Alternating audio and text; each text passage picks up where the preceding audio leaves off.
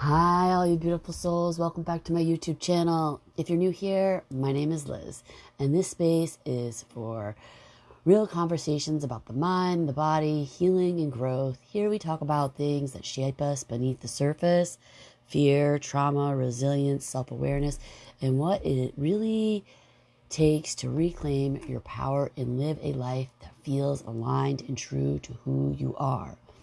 Whether you're here to learn, to heal, or simply to feel less alone, I'm really glad you found your way here. So let's take a breath together and dive right in.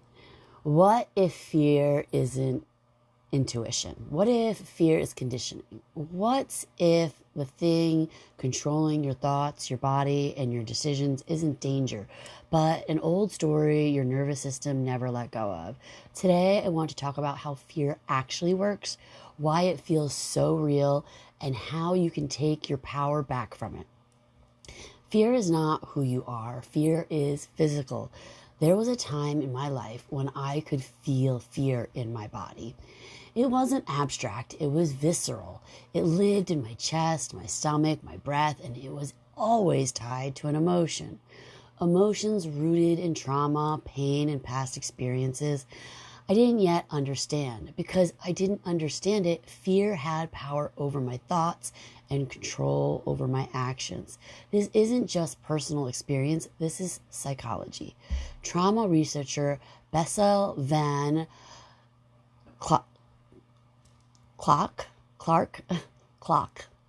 Sorry if I said that wrong. I always have to, some of these guys are tough. Anyways, explains the body keeps the score. In other words, fear isn't stored only in memory, it's stored in the nervous system.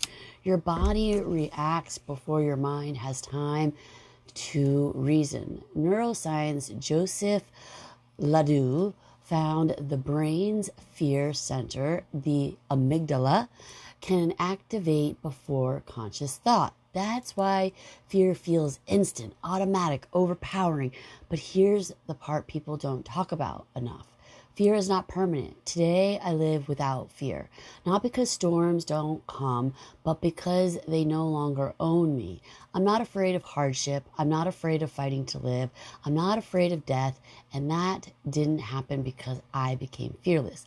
It happened because I became aware. This journey started with wanting peace more than comfort, wanting understanding more than avoidance.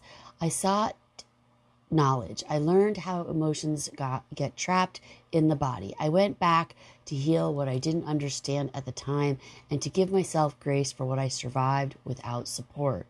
Psychiatrist Viktor Frankl, we're talking about him again, taught that we can't change our circumstances. He would know. We are still free to choose our responses. That choice is where fear begins to lose power. So if you're living in fear right now, here's where it starts. Ask yourself, where is the fear coming from? Not just what you're afraid of, but why? What moment taught you, your body, this was dangerous? What experience convinced your nervous system it needed protection? Once you identify that, actions matter. But actions must meet you where you are. For fear of heights, you don't have to jump. Maybe just start by standing still and breathing. Fear of spiders, you can begin by looking, not forcing. Fear of death, you learn, understand, and remove the mystery that feeds the panic. Fear loss of power when it's faced gently, intentionally, and repeatedly. Fear is, let me say that again. Fear loses power if faced gently, intentionally, and repeatedly. And when you stumble, and you will, your mindset matters more than your progress. Your brain rewires through repetition. Your nervous system learns safety through consistency. So you speak differently to yourself. I am not afraid. I am safe right now. I am strong enough to face this.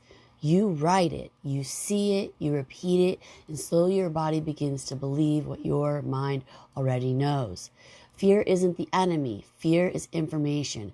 And once you understand it, you take your power back. What fear are you still calling intuition? What part of your past is your body still protecting you from? And who might you become if fear no longer made your decisions for you? Remember, fear may have had a chapter, but it doesn't get to write your story. You hold the pen now. Remember that. You can take the fear and face it and rewire your brain so it no longer controls you. And that is the message for today. As always, sending you so much love and so much light. Till next time, bye guys.